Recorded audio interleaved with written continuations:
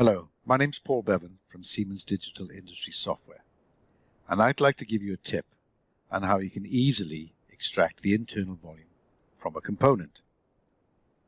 This internal volume can then be used downstream for analysis purposes, or in fact, it could be just the fact that you want to measure the internal volume.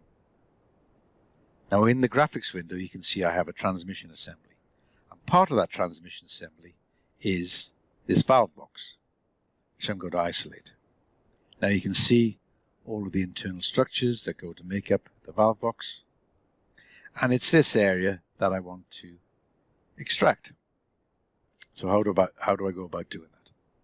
Well, I'm going to use the delete face command from synchronous modeling, and I'm going to use one of the intelligent selection methods to select the geometry that eventually I want to isolate.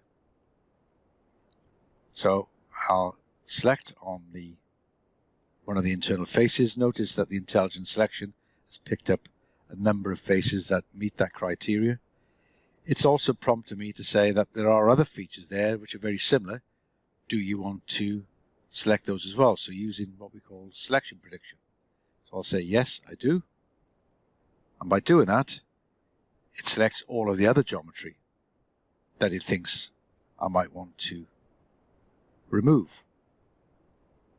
I can continue to remove other areas of the model.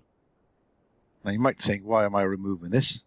Well, it'll become apparent in a second when I give you my tip. So I'll pick on that face. Again, there's another predicted item. And I think that's about it. Yeah, all the other holes are just through holes, nothing to do with the internal structure of the part. So, what's my tip? Well, my tip is to use all but selected. Now what all but selected does, it deselects everything that I have chosen and picks everything else. So by doing that, it's deleted, or is going to delete, all of the external faces. And there we have it. So, a quick method of extracting the internal structure of a model by using delete face and then all but selected. I'd like to thank you for your time and attention.